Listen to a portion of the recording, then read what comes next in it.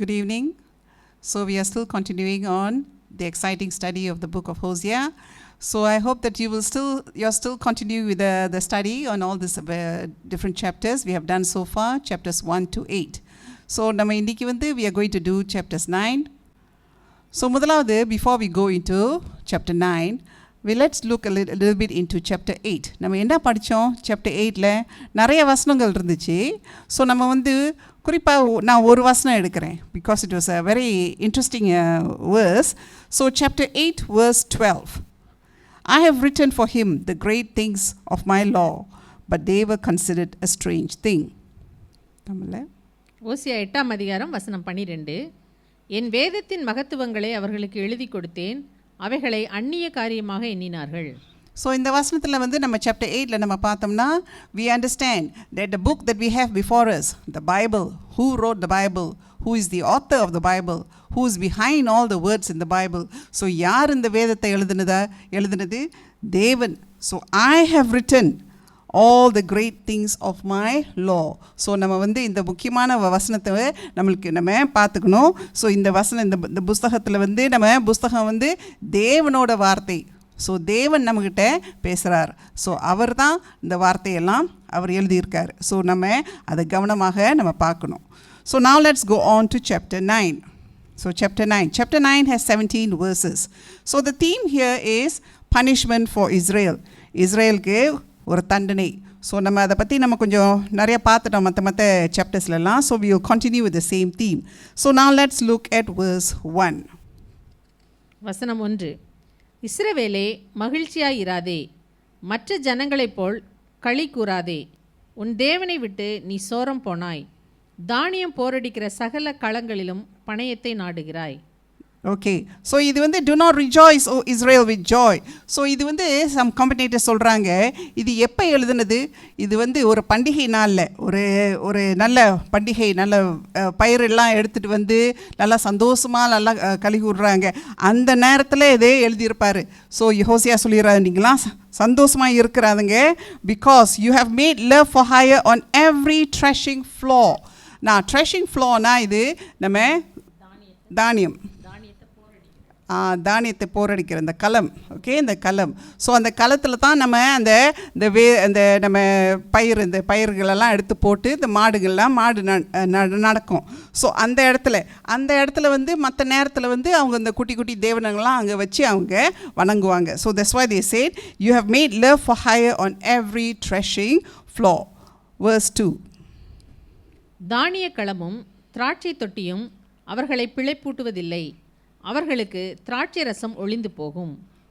So இங்கே பாருங்க, இது ஒரு வேளை ஹோசியா இஸ் ப்ரொஃபசைசிங், ஒரு வேளை உங்களுக்கு ஒரு ஃபேமின் வரப்போகுது, நீங்கள் இந்த threshing floor and wine press shall not feed you and there will be no more new wine. So இது ஒரு தீர்க்க தரிசனமாக there will be no famine, there will be a famine, there will be no ஒரு பஞ்சகாலம் வரும். அதே மாதிரி தான் வருது பாருங்க, அசீரியர்கள் படையெடுத்து வராங்க. ஸோ ஒரு பஞ்சகாலம் வருது அப்படின்னு சொல்கிறாரு. ஸோ அடுத்த ஸ்லைடில் நம்ம சில படங்கள் பார்ப்போம். இது அந்த காலத்தில் இஸ்ரேலில். So what is the diet of the ancient Israelites முக்கியமாக என்னத்தை பயிர் எடுத்துட்டாங்க, பயிர் போட்டாங்க. So we have barley, wheat, grapes and olive. So இதுதான் அந்த களம் அதில் தான் அந்த பெருசாக இருக்குது பார்த்தீங்களா, ஃப்ளாட்டாக இருக்குது. அந்த களத்தில் அந்த பயிர், இந்த பாலி வீட்டெல்லாம் போட்டு அதுக்கு பிறகு அந்த மாடை அதில் நடந்த பிறகு அந்த வினோவிங் தூற்றல். ஓகே, அந்த தூற்றல் எடுத்து அப்புறம் தான் அந்த பயிர்லேருந்து அந்த விதை எடுப்பாங்க. So that is for barley and wheat. Okay, அடுத்த படம் இஸ்ரேலில் நிறைய திராட்சை பழங்கள். ஸோ நிறையா திராட்சை பழங்கள் இருக்கும். ஸோ இந்த திராட்சை பழங்களை இந்த மாதிரி இடத்துல வச்சு நிறையா போட்டு மிதிப்பாங்க. ஸோ நல்லா மிதித்த பிறகு அதோட ஜூஸ் வெளியே வந்த பிறகு, அந்த சாறு வெளியே வந்த பிறகு அது பெரிய பெரிய ஜாடியில் பிடிச்சி வச்சுருப்பாங்க. ஸோ இந்த ஜாடி உங்களுக்கு தெரியும், நம்ம கானா ஊரில் அந்த கல்யாணத்தில் அந்த ஜாடி இருக்குல்ல, அந்த மாதிரி அந்த ஜாடியில் அந்த திராட்சை ரசத்தை நிரப்பி வச்சுருப்பாங்க. ஸோ இது நிறையா கிரேப்ஸ் ஏன்ஷியன்ட் இஸ்ரேல், இப்பயும் தான் இஸ்ரேலில் இருக்குது. அடுத்தது ஆலிவ் ஆயில். ஆலிவ் ஆயில்னா ஒலிவு மரம், ஒலிவு எண்ணெய். ஸோ இது வந்து இந்த ஒலிவு, இந்த மரத்தை பாருங்கள், இந்த மரத்தில் இந்த பழம் இருக்குது, இந்த ஒலிவு பழம். அந்த பழத்தை வந்து வீட்டிலனா அந்த எந்திரத்தை வச்சு கைனாலே உருட்டி அதில் உள்ள எண்ணெயை எடுப்பாங்க. கொஞ்சம் பெரிய ஸ்கேல்லனா அது இந்த ஒரு கழுதையை பிடிச்சி கழுதையை வச்சு அதை அந்த எந்திரத்தை வச்சு அதை சுற்றி அந்த எண்ணெயை வெளியே எடுத்து அதுதான் அந்த ஒலிவு எண்ணெய். ஸோ இது முக்கியமாக இவங்க இஸ்ரேலில் வந்து இந்த பயிர்கள்லாம் ரொம்ப ரொம்ப முக்கியமாக அவங்களுக்கு வந்து ஒரு பயிரிடுவாங்க. So lot of trade with wine, oil and also with all their grains. So Israel was very, very fruitful and very rich in all these kinds of harvest. Okay, right, let's go on to verse 3. அவர்கள் கர்த்தருடைய தேசத்தில் குடியிருப்பதில்லை. எப்பிராயீமர் திரும்ப எகிப்துக்குள் போவார்கள். அசீரியாவில் தீட்டுள்ளதை புசிப்பார்கள். They shall not dwell in the Lord's land. Lord's landனா எது? தேவனோட நிலம்னா எது? தேவன் வந்து அங்கே இஜிப்திலேருந்து கூட்டிகிட்டு வந்து கானா ஊரில் வந்து இங்கே தான் இருங்க அப்படின்னு கொடுத்துருக்காரு. அந்த நிலத்தில் திருப்பி கொடுத்துருக்காரு. பட் எஃப்ரைம் ஷால் ரிட்டர்ன் டு இஜிப்ட்னா திருப்பி அடிமை காலத்துக்கு நீங்கள் திருப்பி போவுங்க. இஜிப்ட் தேசத்துக்கு போகிறதுன்னு சொல்லலை, ஆனால் இஜிப்ட் மாதிரி நீங்கள் எப்படி அங்கே இஜிப்டில் அடிமையாக இருந்தீங்களோ அந்த மாதிரி நீங்கள் திருப்பியும் அடிமைக்கு நீங்கள் போயிடுவீங்க. And shall eat unclean things in Assyria. தெளிவாக சொல்கிறாரு பாருங்க அசீரியான்னு. ஸோ அந்த தெளிவாக சொல்கிறார், அசீரியாவுக்கு நீங்கள் உங்களை கூட்டிகிட்டு போயிடுவாங்க அப்படின்னு. அசீரியாவுக்கு போனால் இவங்க பாருங்கள், இஸ்ரேல்காரங்களை வந்து அவங்கெல்லாம் சில தீட்டு ஜாமாங்க இருக்குது, சில க்ளீன் அண்ட் அன்க்ளீன். சில சாப்பாடு தீட்டு உள்ளது, சிலது வந்து தீட்டு இல்லாதது. ஆனால் இப்போ அடிமையாக பிடிச்சிட்டு போய் அசீரியாவுக்கு போனால் எல்லா சாப்பாடையும் கலந்து தான் சாப்பிட்ணும். ஸோ அதுதான் சொல்கிறாரு, and shall eat unclean things in Assyria. Okay, right. Verse 4. அவர்கள் கர்த்தருக்கு திராட்சரசத்தின் பானபலியை வார்ப்பதும் இல்லை, அவருக்கு அங்கீகரிப்பாய் இருப்பதும் இல்லை. அவர்களுடைய பலிகள் அவர்களுக்கு துக்கம் கொண்டாடுகிறவர்களின் அப்பத்தைப் போல இருக்கும். அதை புசிக்கிற யாவரும் தீட்டுப்படுவார்கள். அவர்களுடைய அப்பம் அவர்களுக்கே ஆகும், அது கர்த்தருடைய ஆலயத்தில் வருவதில்லை. ஸோ அவங்க பலியெல்லாம் என்ன மாதிரி இருக்குமா? It shall be like the bread of mourners.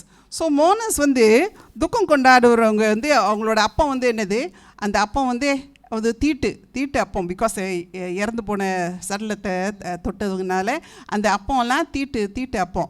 So அந்த அப்பம் மாதிரி it shall be like the bread of mourners. So உங்கள் பலி இதெல்லாம் வந்து ஒரு அந்த மாதிரி உள்ள அப்பம் அப்படின்னு சொல்கிறாரு.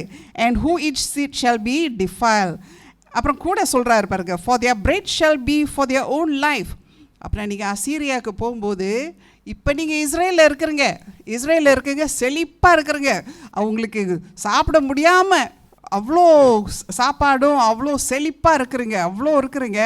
ஆனால் அங்கே ஒரு காலம் வரும், அந்த அப்பம் வந்து உங்கள் உயிருக்கு மட்டும்தான் போதும்.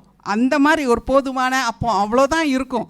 So for their bread shall be for their own life and it shall not come into the house of the Lord. அந்த அப்பம் வந்து தேவனோட ஆலயத்துக்குள்ளே வராது அப்படின்னு சொல்கிறாரு. ஸோ இங்கே பாருங்கள், இந்த வசனங்கள்லாம் பார்க்கும்போது தெளிவாக வருது, இஸ்ரேல் ஜனங்களுக்கு தெளிவாக வருது. இவங்க அசீரியாருக்கு பிடிச்சிட்டு போயிடுவாங்க, அங்கே வந்து ஆலயம் இருக்காது, அங்கே பலியீடு இருக்காது, அங்கே வந்து அந்த what you call festivals பண்டிகையெல்லாம் இருக்காது, அங்கே வந்து ஒரு கொண்டாட்டமும் இருக்காது, சாப்பாடு இருக்காது, சரியாக இருக்காது. அதெல்லாம் தெளிவாக வருது. ஆனாலும் இந்த ஜனங்கள் பாருங்கள் கேட்டுக்கிட்டு இருக்காங்க. அதுக்கு வேற செய்தி வருது, அசீரியர்கள்லாம் படையெடுத்துக்கிட்டு வராங்க அப்படின்னு. ஆனாலும் பாருங்கள் அந்த ஆளுங்க அவங்க இன்னும் மனசு இன்னும் கிராஸாக இருந்து தான் இன்னும் ஒரு மனம் திரும்பாமல் தான் இருக்கிறாங்க. ஹோசியா சொல்லியும் அவங்களுக்கு அந்த மனம் திரும்புறதுக்கு அவங்க மனசு வரல.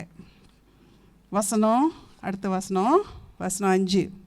ஆசரிப்பு நாளிலும் கர்த்தருடைய பண்டிகை நாளிலும். இதுக்கு முந்தி அந்த ஸ்லைட்ஸ் இப்போ பார்ப்போம். அந்த ஸ்லைட்ஸில் பாருங்கள், அந்த காலத்தில் ancient Israel what are the fees, பண்டிகை என்னென்ன பண்டிகை? முக்கியமாக அவங்களுக்கு 7 பண்டிகை இருக்குது. ஸோ அந்த 7 பண்டிகை வந்து அங்கே போட்டிருக்கேன் அந்த ஸ்லைட்ஸில். Passover, unleavened bread, first fruits, Pentecost, trumpets, atonement, tabernacles. So அந்த காலத்தில் பர்த்டே அந்த மாதிரி பண்டிகைலாம் இருக்காது. ஸோ இதுதான் முக்கியமாக பண்டிகை. இந்த 12 மாதத்துலேயும் அது ஒன்றாவது ஃபர்ஸ்ட் மந்த்லேருந்து கடைசி வரைக்கும் அவங்க இந்த பண்டிகை தான் எல்லாம் கொண்டாடி எல்லாம் சந்தோஷமாக இருப்பாங்க. இப்போ ஆசிரியாவுக்கு பிடிச்சிட்டு போனால் ஒரு பண்டிகையும் உங்களுக்கு இருக்காது அப்படின்னு சொல்கிறாரு. ஸோ வசனம் 5. ஆசரிப்பு நாளிலும் கர்த்தருடைய பண்டிகை நாளிலும் என்ன செய்வீர்கள்? கேட்குறாரு பாருங்க, நீங்கள் என்ன செய்ய போகிறீங்க? இந்த மாதிரி பண்டிகை நாளில் எல்லாம் சந்தோஷமாக இருந்துங்க, இப்போ நீங்கள் என்ன செய்ய போகிறீங்க அந்த நாளில் அப்படின்னு. வசனம் 6. இதோ அவர்கள் பால் கடிப்புக்கு தப்பும்படி போய்விட்டார்கள். எகிப்து அவர்களை சேர்த்து கொள்ளும். மோப் பட்டணம் அவர்களை அடக்கம் பண்ணும். அவர்களுடைய வெள்ளி இருந்த விருப்பமான இடங்கள் காஞ்சர்களுக்கு சுதந்திரமாகும். அவர்களுடைய வாசஸ்தலங்களில் முட்செடிகள் முளைக்கும். Yes, for indeed they are gone. அந்த பண்டிகை எல்லாம் போயிடுச்சு. பிகாஸ் ஆஃப் டிஸ்ட்ரக்ஷன் எல்லாம் அழிஞ்சு போச்சு. இஜிப்ட், மெம்பிஸ் பாருங்க, இஜிப்ட் அண்ட் மெம்பிஸ் வந்து இஜிப்டில் அந்த காலத்தில் உள்ள ancient capital. So are we talking about Egypt? Are we talking about Memphis? No, இது வந்து ஒரு சிம்பிள் எதுக்கு? அடிமைத்தனத்துக்கு. ஸோ நீங்கள் அடிமைத்தனத்துக்கு போயிடுவீங்க. So Egypt shall gather them, Memphis shall bury them. It is interesting, அந்த காலத்தில் Egypt was noted for their burial grounds. அவங்களுக்கு வந்து அடக்க ஆராதனைனா இஜிப்டில் தான் ரொம்ப ஒரு சிறந்த ஊருன்னு சொல்லுவாங்க அந்த காலத்தில். So it's very interesting also. They say Egypt shall gather them, Memphis shall bury them. So it's actually used symbolically to mean for Assyria. And அவங்க இருக்கிற நாடில் வந்து இப்போ என்னது? புல்லும் காட்டு செடியும். ஸோ அவங்க எவ்வளோ ஜனமாக எல்லாம் சந்தோஷமாக இருந்த இடம் எல்லாம் இப்போ வரைக்கும் பயிர் போட்ட இடம் எல்லாம் எப்படி? காட்டு செடியும் முள்ளும். And thorns shall be in their tents. So அந்த மாதிரி நல்லா கிராஃபிக்காக சொல்கிறாரு, என்ன மாதிரி ஆயிரும் உங்கள் நிலம் அப்படின்னு சொல்கிறாரு. verse 7. விசாரிப்பின் நாட்கள் வரும், நீதி சரிக்கட்டும் நாட்கள் வரும் என்பதை இஸ்ரவேலர் அறிந்து கொள்ளுவார்கள்.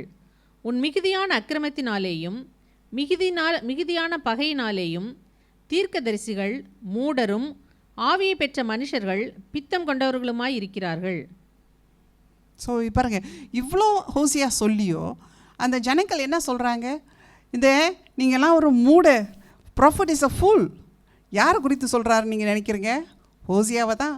So the prophet is a fool, the spiritual man is insane. So அவர் இங்கே நின்று இந்த மூலையில் நின்று சொல்லுவார், அந்த மூலையில் இருந்து சொல்லுவாருங்க, ஜனங்களே என் பேச்சு கேளுங்கன்னு. ஸோ இங்கே இந்த ஜனங்கள்லாம் எப்படி திருப்பி பார்த்து என்ன சொல்கிறார்? ஹோசியா நீங்கள் ஒரு முட்டாள். ஏன் தெரியுமா? வாழ்க்கையில் எல்லாம் சகுசாக இருக்குல்ல, அந்த வாழ்க்கையில் எல்லாம் சகுசாக இருக்குது, ஆசிரியர்கள்லாம் தூரமாக இருக்கிறாங்க, அதெல்லாம் வராது அப்படின்னே ஒரு நினைப்பு. ஸோ அதனால என்ன சொல்கிறாங்க? த prophet is a pool. Why? Because great is their iniquity and great is their enmity. Okay, verse 8. எப்பிராயீமின் காவல்காரர் என் தேவனோடு எதிர்த்து நிற்கிறார்கள். தீர்க்கதரிசி தன் வழிகளில் எல்லாம் குருவி பிடிக்கிறவனுடைய கண்ணியாகவும் தன் தேவனுடைய ஆலயத்தில் பகையாளியாகவும் இருக்கிறான். ஸோ எஃப்ரேம்னா நமக்கு தெரியும். எஃப்ரேம்னா என்னது? இஸ்ரேல் தான் தேவனுக்கிட்ட இருந்து the spiritual blessings, ஆவிக்குரிய ஆசீர்வாதத்தெல்லாம் இஸ்ரேல் தான் வாங்கின தேசம். இந்த தேசத்தில் இப்போ பாருங்கள், தேவனோட இருக்க வேண்டிய தேசம், ஆனாலும் காவல்காரனாக இருக்க வேண்டிய தேசம் எப்படி இருக்கிறாங்க இப்போ பாருங்கள். ஆனாலும் but the prophet is a fowler's snare in all his ways. So the watchman இந்த தேசத்தில் வந்து யார் காவல்காரனாக இருக்கணும்? ஸோ அந்த காவல்காரனை வந்து தீர்க்கதரிசி, ஆசிரியர்கள், ஆசாரியர்கள் ஓகே, ஆசாரியர்கள் அவங்க தான் அவங்க ஒரு காவல்காரர்களாக இருக்கணும். ஜனங்களுக்கு சொல்லணும், இந்த மாதிரி இருக்கணும், இப்படி காவல்காரர்களாக இருக்கணும், இந்த மாதிரி இது வருது, இந்த எச்சரிக்கையாக சொல்லணும், அந்த ஆளுங்கள்கிட்ட சொல்லணும். ஆனாலும் but the prophet is a fowler's snare in all his ways. ஆனாலும் சில தீர்க்கதரிசிகள் என்ன மாதிரி இருக்கிறாங்க? ஒரு குருவி பிடிக்கிற கண்ணியாக இருக்கிறாங்க. ஸோ இந்த ஜனங்கள்லாம் குருவி மாதிரி பிடிச்சி வேறு வழிக்கு தசைக்கு அனுப்புகிறாங்க. ஸோ தமிழில் வந்து வேறு மாதிரி போட்டிருக்கு பாருங்க, கொஞ்சம் வித்தியாசமாக இருக்கும் பாருங்கள். எப்பிராயீமின் காவல்காரர் என் தேவனோடு எதிர்த்து நிற்கிறார்கள். ஸோ இந்த காவல்காரர்கள் எஃப்ரேமோட காவல்காரர்கள்லாம் தேவனோட இருக்கணும், ஆனாலும் எதிர்த்து நிற்கிறார்கள். ஸோ அவங்க வந்து யார் மாதிரி இருக்காங்க? குருவி பிடிக்கிற ஜனமாக இருக்கிறாங்க. ஸோ அது மாதிரி தான் there's enmity in the house of his God. So தேவனோட ஆலயத்திலே, அந்த தேவனோட வீட்டுக்குள்ளே, அப்படின்னா என்னது? சபைக்குள்ளே ஒரு enmityனா என்னது? பிரிவினை. ஓகே, ஒரு பிரிவினை. ஸோ சில தீர்க்கதரிசிக்க சொல்கிறாங்க நீங்கள் இந்த தேவனை கேட்கணும், இந்த மாதிரி இருக்கணும். சில தீர்க்கதரிசிக்க சொல்கிறாங்க இல்லை, இந்த மாதிரி நல்லா கடவுள் நல்லா நம்மளுக்கு ஆசீர்வதிக்கிறாருன்னு. ஸோ இந்த மாதிரி அந்த தேவனோட ஆலயத்துக்குள்ளே, அந்த வீட்டுக்குள்ளே ஒரு பிரிவினை வருது பாருங்க. So there's an enmity in the house of his God. So Hosea is not the only prophet during this time. There were also other prophets. You must remember. So verse 9. கிபியாவின் நாட்களில் நடந்தது போல அவர்கள் தங்களை மிகவும் கெடுத்து கொண்டார்கள். அவர்களுடைய அக்கிரமத்தை அவர் நினைப்பார், அவர்களுடைய பாவங்களை விசாரிப்பார். ஸோ கிபியா வந்து Judges 19 நியாயாதிபதிகள். ஓகே, நியாயாதிபதிகள். ஸோ Judges 19 வந்து இந்த சம்பவம் வருது. இந்த சம்பவத்தில் நீங்கள் படிக்கலாம். ஸோ ஒரு அக்கிரமான சம்பவம் வருது. ஸோ அந்த அக்கிரமான சம்பவம் வருது, அதில் அந்த நாடே, அந்த ஒரு கோத்திரமே அழிஞ்சு போகிற மாதிரி ஒரு சம்பவம் வருது. ஸோ நீங்கள் படிச்சுக்கலாம். ஸோ அந்த சம்பவத்தில் so God says he will remember their iniquity, he will punish their sins. பாருங்க, இன்னும் அந்த பாவத்துக்கு இன்னும் நீங்கள் பரிகாரம் இன்னும் வரல. ஸோ உங்களுக்கு அந்த செஞ்சதுனால உங்களுக்கு வரப்போகுது அந்த பாவத்துக்காக. You will be punished for your sins. So யார்? They are deeply corrected. verse 9 முதல்ல ஸ்டார்டிங்கில் எப்படி இருக்கு? கிபியாவின் நாட்களில் நடந்தது போல அவர்கள் தங்களை மிகவும் கெடுத்து கொண்டார்கள். அவர்கள்னா யாரை குறிப்பிட்டது? அவர்கள்னா யார்? இஸ்ரேல் ஜனங்கள், இஸ்ரேல் ராஜாக்கள், இஸ்ரேல் மந்திரிமார்கள், இஸ்ரேல் ஆசாரியர்கள், தீர்க்கதரிசிகள், அவங்களுக்கெல்லாம் தே ஆர் டீப்லி corrupted. யாரும் வச்சு வைக்கல, எல்லாரும், all of them are deeply corrupted as in the days of Gibeah. Okay, verse 10. வனாந்திரத்தில் திராட்சை குலைகளை கண்டுபிடிப்பது போல இஸ்ரவேலை கண்டுபிடித்தேன். அத்திமரத்தின் முதல் தரம் பழுத்த கனிகளைப் போல உங்கள் பிதாக்களை கண்டுபிடித்தேன். ஆனாலும் அவர்கள் பாகால் பேயர் அண்டைக்கு போய் லட்சையானதற்கு தங்களை ஒப்புவித்து தாங்கள் நேசித்தவைகளைப் போல தாங்களும் அருவருப்புள்ளவர்களானார்கள். Okay, so this verse 10 is spoken by God. So தேவன் பாருங்க, அவரோட மனசு நீங்கள் நல்லா இந்த வசனத்தில் அருமையாக தெரியுது. அவர் ஆசையோடு சொல்கிறாரு, அவர் மன உருகி சொல்கிறாரு. when I found Israel, முதலாவது நான் இஸ்ரேலை கண்டுபிடிக்கும் போது எப்படி இருந்துச்சு? கிரேப்ஸ் இன் த வில்டர்னஸ். நம்ம காட்டுக்குள்ளே போகும்போது தண்ணி தகமாக இருக்கும்போது திடீர்னு இந்த திராட்சை பழம் இருக்குதுல்ல, எப்படி இருக்கும்? நம்மளுக்கு எவ்வளோ சந்தோஷமாக இருக்கும்.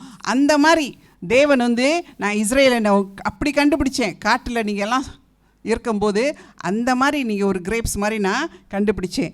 I saw your fathers as the first fruits on the fig tree in its first season. So அந்த மாதிரி first fruits சொல்லுவாங்க. The first fruits of the first season of the fig tree is usually the most delicious. So ஆனாலும் என்ன ஆச்சு?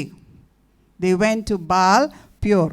இது வந்து Numbers chapter 25, என்னாகமம் chapter 25, அதில் வந்து ஒரு சம்பவம் இருக்குது. அந்த சம்பவத்தில் நீங்கள் பார்க்கலாம். அதில் வந்து it's associated with with their idolatry and also sexual immorality.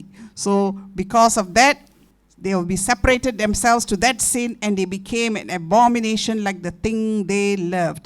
அந்த கடைசி வசனம் கொஞ்சம் படிக்கிறீங்களா? பாகால் பேயர் அண்டைக்கு போய் லட்சையானதற்கு தங்களை ஒப்புவித்து தாங்கள் நேசித்தவைகளைப் போல தாங்களும் அருவருப்புள்ளவர்கள் ஆனார்கள். நம்ம எதை நேசிக்கிறோமோ அதே மாதிரி தான் நம்மளும் மாறிடுவோம். ஸோ நம்ம வந்து இந்த அசுத்த காரியத்தை நம்ம நேசித்தோம்னா அதே மாதிரி தான் நம்மளும் ஒரு அசுத்த காரியத்தமாக மாறிடுவோம். ஆனால் நம்ம நல்ல காரியத்தை நம்ம நேசித்தோம்னா நம்ம நல்ல வாழ்க்கை, நம்ம வாழ்க்கையில் வந்து சுத்தமாக நல்ல வாழ்க்கையாக இருப்போம். அதே மாதிரி தான் நம்ம தேவன் வந்து தேவனோட what are his attributes? அவர் வந்து இரக்கமான தேவன், அன்பான தேவன்.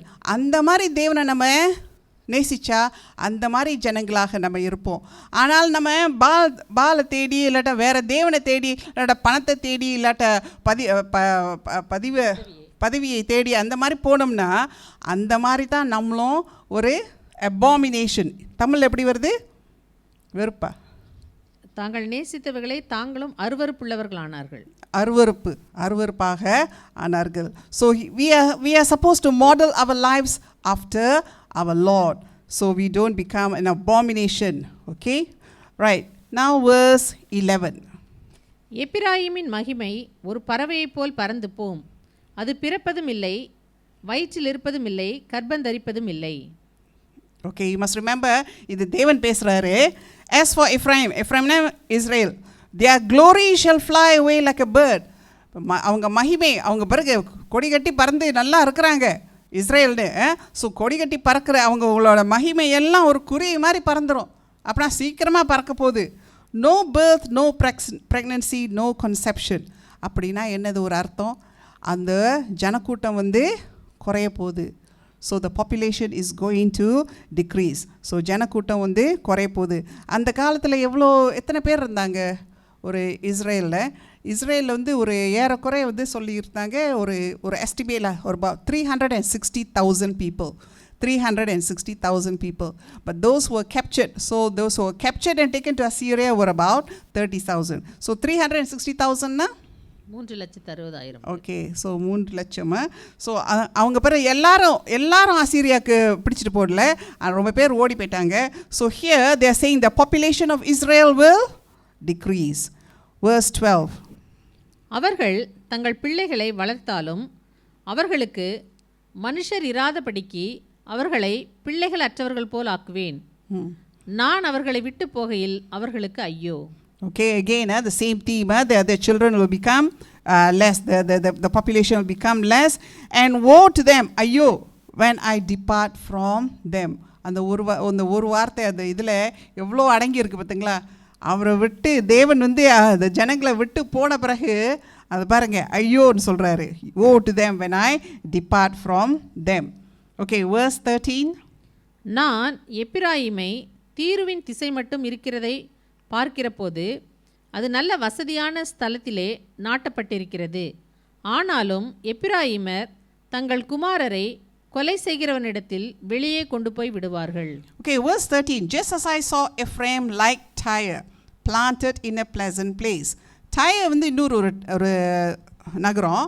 அந்த நகரம் வந்து near the sea coast. So கோஸ்டில் வந்து அது வந்து ட்ரேடிங்க்கு ரொம்ப இம்பார்ட்டன்ட். ட்ரேடிங் வந்து எல்லாம் அங்கே இஜிப்ட்லேருந்து அசீரியாவுக்கு போகிறது, அங்கே மேலே அங்கே நார்த்துலேருந்து வர ட்ரேடிங், அது ட்ரேடிங்லாம் சும்மா அது ரொம்ப இம்பார்ட்டண்டான இடம். அது ரொம்ப வெரி செழிப்பான ஒரு ஊர். அதே மாதிரி தான் எஃப்ரேம்னா இஸ்ரேலும் நான் நல்ல இடத்துல வச்சுருந்தேன். நல்ல இடத்துல வச்சு நல்லா செழிப்பாக நல்லா வந்திருந்தீங்க. So I planted you in a pleasant place. நல்லா செழிப்பான இடத்துல வச்சுருந்தேன். ஆனாலும் Ephraim you will bring out his children to the murder. தமிழில் ஆனாலும் எப்பிராயீமர் தங்கள் குமாரரை கொலை செய்கிறவனிடத்தில் வெளியே கொண்டு போய் விடுவார்கள். Okay, some Bible commentators say this might be two things. ஒன்று வந்து கொலைகாரன், அது வந்து maybe refers to child sacrifice. ஒரு வேளை இந்த விக்கிர ஆராதனை சிலவங்க வந்து they are doing child sacrifice. பிள்ளைங்க சின்ன குழந்தைங்கள பலி கொடுக்கறது, இப்போ குழந்தையை பலி கொடுக்கறது, அது ஒரு அர்த்தம். இன்னொரு அர்த்தம் வந்து அசீரியர்கள் வரும்போது அவங்க பிள்ளைங்களை வந்து அந்த கொலைகாரனுக்கு பலியாக கொடுக்குற மாதிரி. So you can mean either this or that. So you must understand that the Assyrians were terrible people.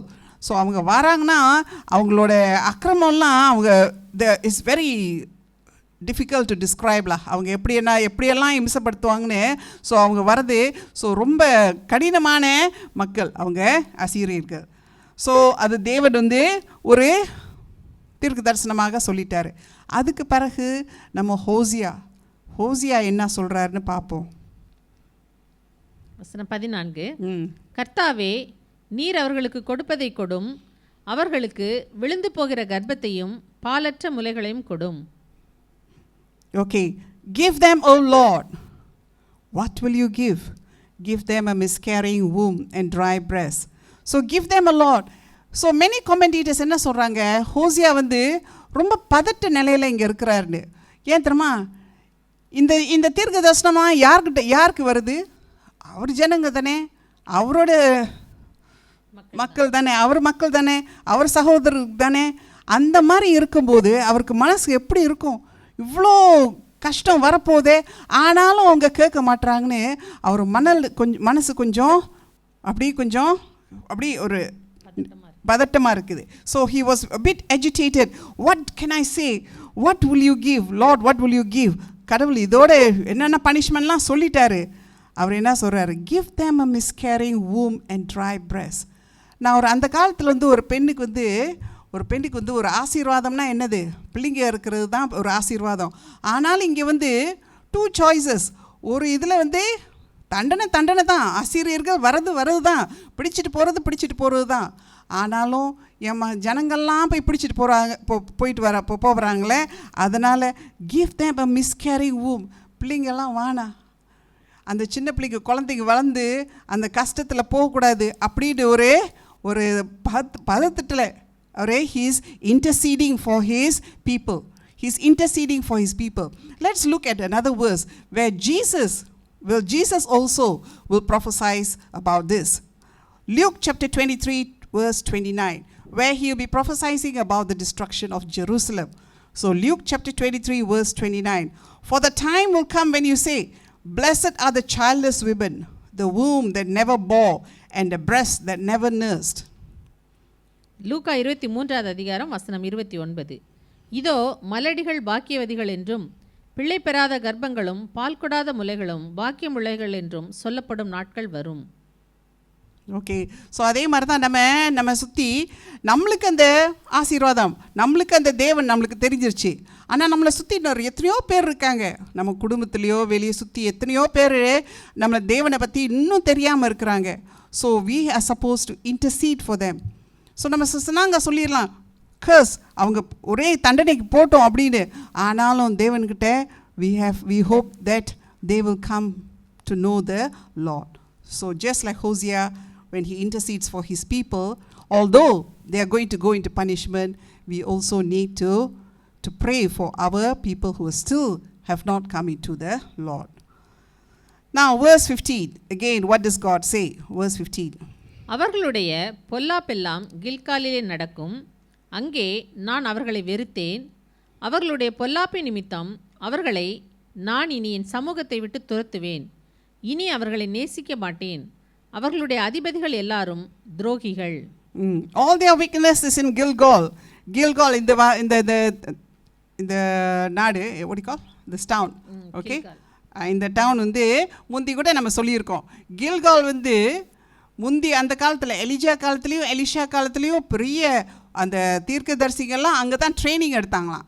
ஆனால் இப்போ விக்கிர ஆராதனைக்கு முன்னுக்கு நிற்கிதான் அது. ஓகே, ஸோ அந்த விக்கிர ஆராதனை அங்கே ரொம்ப தலை தூக்கி அங்கே நடக்குது. So there all their wickedness is in Gilgal, for there I hated them, so I will drive them from my house. ஸோ என் வீட்டில் அவங்கள அழிச்சு போட்டுருவேன். Okay, so I will drive them from my house.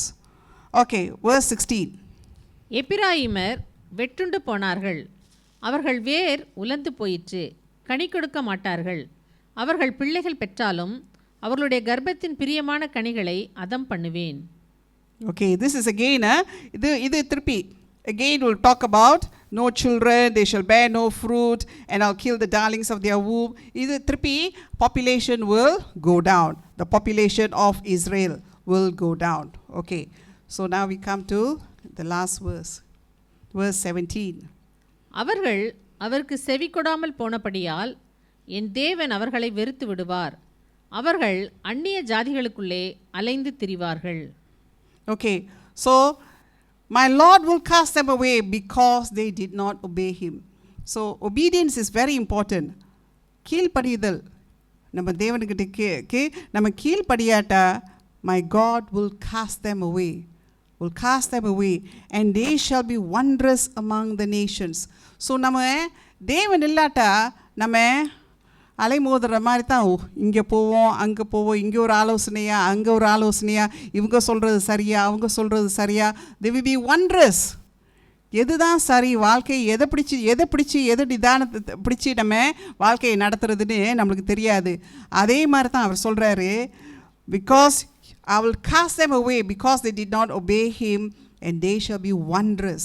So ஒரே அப்படி அலைமோதி okay அலைந்து திரிகிற மாதிரி.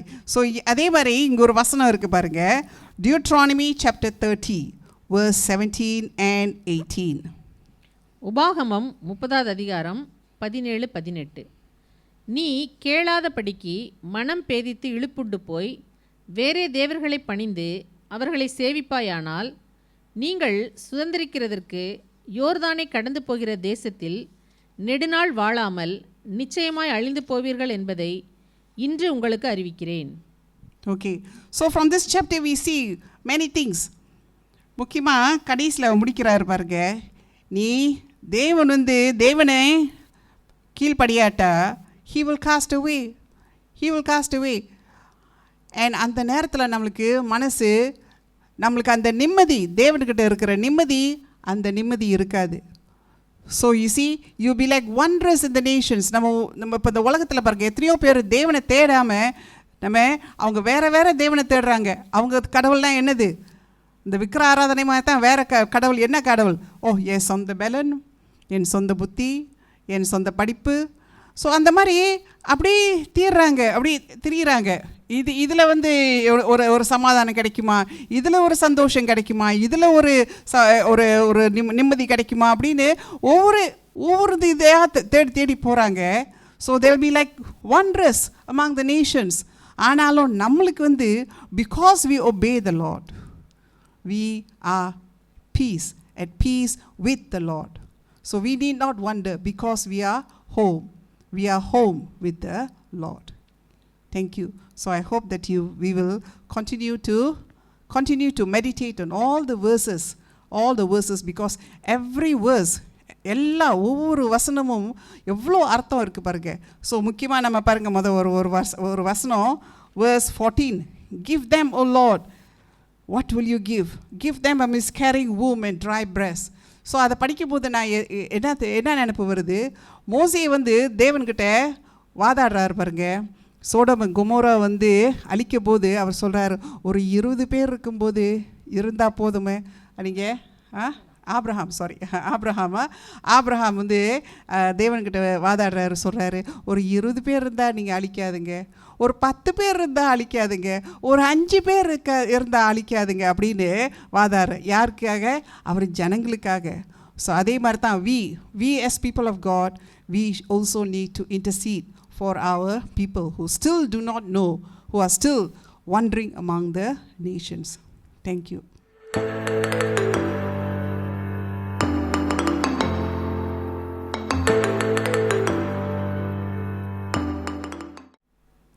Okay, now we'll go on to some questions. இது வரைக்கும் நம்ம 4 கேள்விகள் பார்த்துருக்கோம். ஸோ போன வாட்டி we looked at question 3 and 4. We were looking at என்ன மாதிரி இந்த புஸ்தகம் என்ன மாதிரி புஸ்தகம், what kind of genre இதுன்னு பார்த்தோம். அப்புறம் விக்கிர ஆராதனை எப்படி இந்த மிடில் ஈஸ்ட்டுக்கு வந்துச்சு அப்படின்னு அதை கொஞ்சம் பார்த்தோம். அது கொஞ்சம் நீங்கள் if you want to look at it, it's after chapter 8. Today now we are going to look at another question. Where is ancient Assyria and Babylon now? So நம்ம பாருங்கள், நம்ம என்னதான் அசீரியான்னு சொல்லிகிட்டு இருக்கிறோம். இஸ்ரேலை பிடிச்சிட்டு போயிடுவாங்க அசீரியா, இஸ்ரேலை பிடிச்சிட்டு போயிடுவாங்க அசீரியா, அந்த ஆமி பிடிச்சிட்டு போயிடுவாங்க அப்படின்னு. அப்புறம் ஜூடா 150 வருஷம் கழித்து பேபிலான் பிடிச்சிட்டு போயிடுவாங்கன்னு.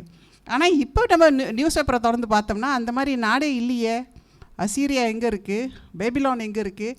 ஸோ அந்த மாதிரி நாடுகள்லாம் எங்கே இருந்துச்சு, எப்படி இருந்தாங்க அப்படின்னு அது பெரிய சரித்திரம், அது பெரிய ஹிஸ்ட்ரி.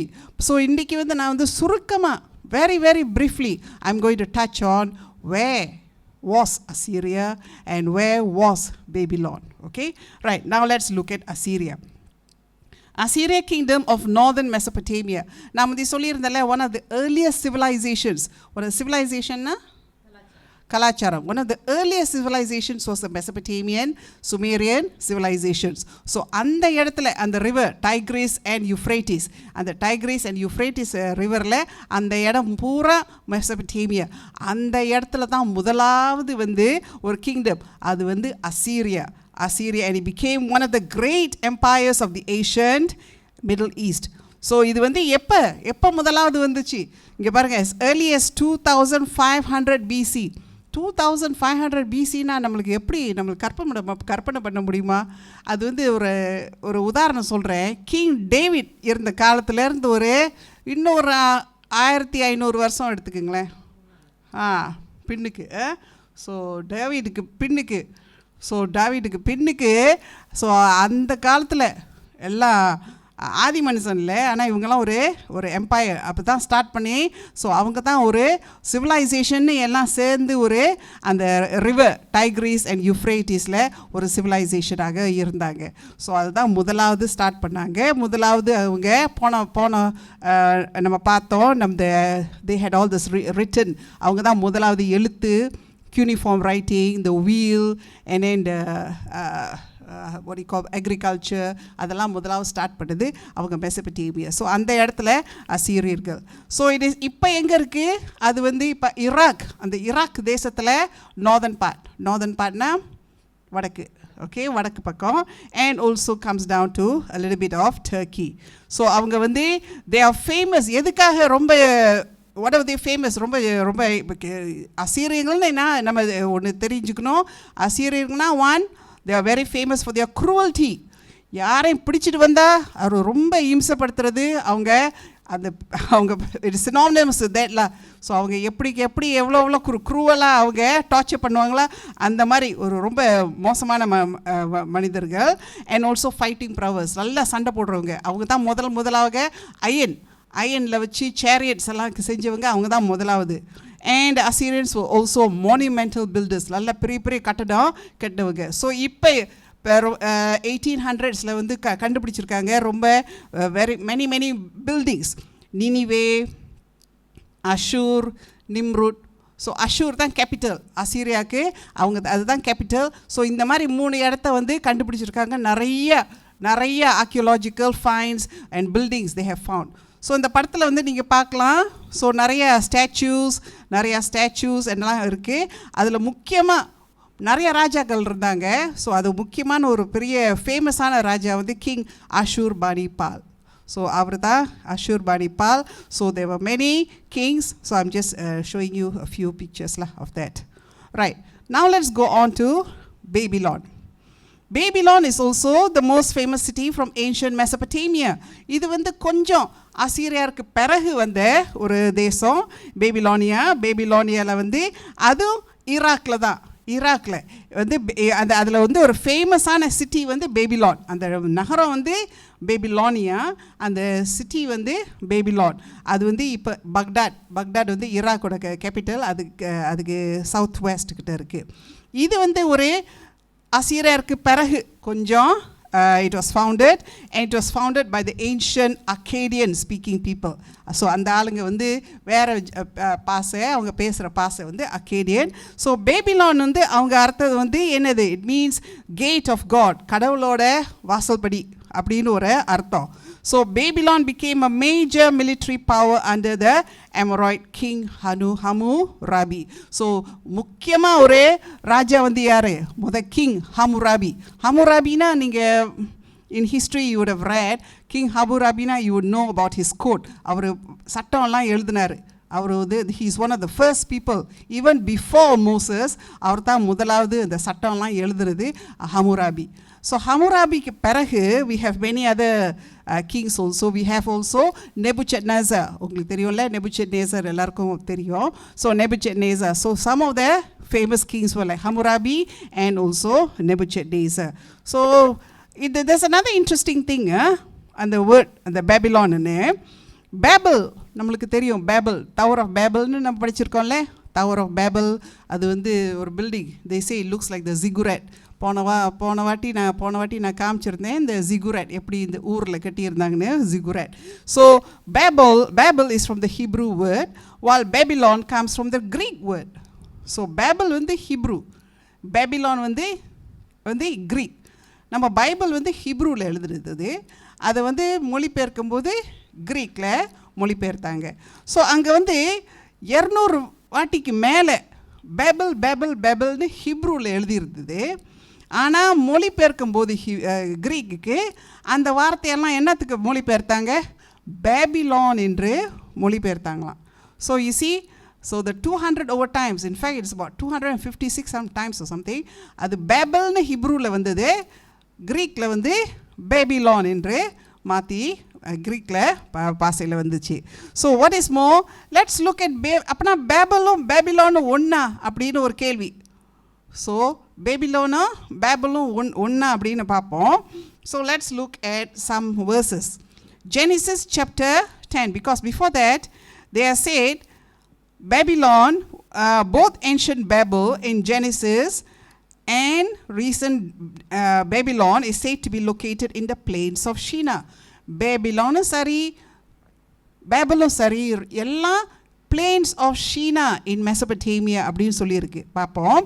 Genesis chapter 10 verse 10. ஆதியாகமம் 10வது அதிகாரம் வசனம் 10. சினேயா தேசத்திலுள்ள பாபேல், ஏரேக், அக்தாத், கல்னே என்னும் இடங்கள் அவன் ஆண்ட ராஜ்யத்திற்கு ஆதிஸ்தானங்கள். ஓகே, ஸோ ஷீனாரா தமிழ் வந்து சினேயா, இங்கிலீஷில் வந்து ஷினார். ஸோ அந்த காலத்தில் வந்து ஸோ பாபேல் வந்து பிளேன்ஸ் ஆஃப் ஷினார். ஓகே, இன்னொரு பார்ப்போம். Genesis chapter 11 verse 2. ஆதியாகமம் 11ஆம் அதிகாரம் வசனம் 2. ஜனங்கள் கிழக்கே இருந்து பிரயாணம் பண்ணுகையில் சினேயா தேசத்திலே சமபூமியை கண்டு அங்கே குடியிருந்தார்கள். Okay, so is again we come again to the word Shinea. So from எந்த இடத்துல இருந்து வந்தாங்க? கிழக்கே இருந்து. கிழக்கேனா? மேற்கு கிழக்கே? Eastல இருந்து. Okay, from the east. Right, now we come the connecting verse, Daniel chapter 1 verse 2. தானியேல் 1வது அதிகாரம் வசனம் 2. அப்பொழுது ஆண்டவர் யூதாவின் ராஜாவாகிய யோகாக்கிமையும் தேவனுடைய ஆலயத்தின் பாத்திரங்களில் சிலவற்றையும் அவன் கையில் ஒப்பு கொடுத்தார். அவன் அந்த பாத்திரங்களை சினேயா தேசத்திலுள்ள தன் தேவனுடைய கோயிலுக்கு கொண்டு போய் அவைகளை தன் தேவனுடைய பண்டகசாலைக்குள் வைத்தான். Okay, so here we are talking about Babylon, where it was located in the plains of Shinar. So please refer to Genesis 10:10, Genesis 11:2 and Daniel 1:2. So Babylon, both located in the plains of Shinar. So are they the same? So we don't know. So we don't know whether Babel is actually the ancient city of, and whether Babylon is actually the ancient city of Babel. Okay, let's look at some of the artifacts. So இதே பேபிலான்ல இருந்து நிறைய, if you can see a lot of நிறைய architecture. So இங்கே நிறைய architecture. இப்போ கூட நம்ம பேபிலானுக்கு போனால் இல்லாட்டா நினிவேக்கு போனால் நம்ம இதெல்லாம் பார்க்கலாம், இந்த காட்சிங்கெல்லாம் பார்க்கலாம். ஸோ அங்கே ஒரு ரெண்டு ராஜாக்கள், ஒன்று வந்து கிங் ஹமுராபி, அடுத்தது வந்து நம்ம king நெபுச்சட்நேசர். So we will be looking at both these kings in our history. Okay, right. So now let's look at the other slide. Let's look at ancient Mesopotamia. So ancient Mesopotamia அந்த காலத்தில் அசீரியா வந்து அதோட down Azure, Nineveh, நிம்ரூட். அப்புறம் பேபிலோனியா அதோட down Babylon and ஊர் உங்களுக்கு தெரியும்ல, ஊர் வந்து ஆப்ரஹாம் அவர் பிறந்து வளர்ந்த இடம் வந்து ஊர். ஸோ அதெல்லாம் எந்த ஊரில் இருக்குது? இப்போ எந்த ஊரில் இருக்குது? இது வந்து ஈராக். அந்த பார்த்திங்களா அந்த பவுண்ட்ரி லைன் ஈராக், அங்கே ஈராக்கில் அங்கே இருக்குது. So we can see the next picture, present day Middle East region. So இப்போ நம்ம இந்த இடத்தெல்லாம் நம்ம திருப்பி போய் பார்க்கணுன்னா we have to go to Iraq. We have to go to Iraq to see all those places. So they have been designated as World Heritage Areas. So அந்த இடத்தெல்லாம் அங்கே போய் பார்க்கலாம். ஆனால் ஒரு கேள்வி, அசீரியா வேற சீரியா வேறையா? ஆமாம், நீங்கள் பாருங்கள், you look carefully at Syria. Syria வந்து is just above இஸ்ரேலுக்கு மேலே. ஸோ நம்ம பைபிள் சீரியா வேற அசீரியா வேற. ஸோ அசீரியார்களுக்கு வந்து பெரிய ஆர்மி, அவங்க வந்து சண்டை போடுறவங்க, போர் போடுறவங்க. ஆனால் இஸ்ரேலும் சீரியாவும் they're close neighbours, they're neighbors. So they were not a fighting group. They were not a fighting group of people. They had like கொஞ்சம் சின்ன சண்டைங்க இருக்கும் இஸ்ரேலுக்கும் சீரியாவுக்கும், but they were not a fighting army. So the fighting army is actually Assyria. அசீரியா தான் வந்து, அசீரியாவும் பிடிச்சிருக்கோம், இஸ்ரேலையும் பிடிக்கும், ஜூடாவையும் சண்டை போடும், ஈஜிப்ட் வரைக்கும் அது வந்து சண்டைக்கு போர் வரும். ஸோ தீஸ் ஆர், பட் இப்போ வந்து all these empires are no more.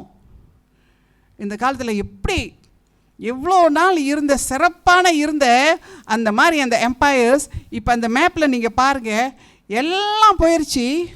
எது மட்டும் இருக்குது? இஸ்ரேல் மட்டும் தான் இருக்குது. ஓகே, ஸோ இஸ்ரேல் அந்த ஹிஸ்ட்ரி டெவலப்மெண்ட்டில், ஸோ காட் சம்டைம்ஸ் நம்ம நினைக்கிறோம் சரித்திரத்தில் வந்து சரித்திரம் இதெல்லாம் சரித்திரம், but actually God is behind all history.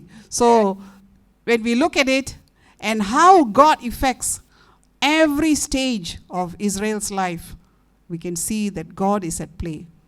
So I hope that you will take time to read about this. Now ipo konja da I just touched on Assyria and Babylon, but the story is very big because also we have the story of Egypt coming in. Okay, Egypt adu periya sarthra kadai.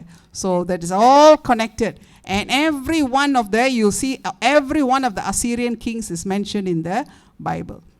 Okay, right. Thank you. I hope you'll take time to read more about this. Thank you.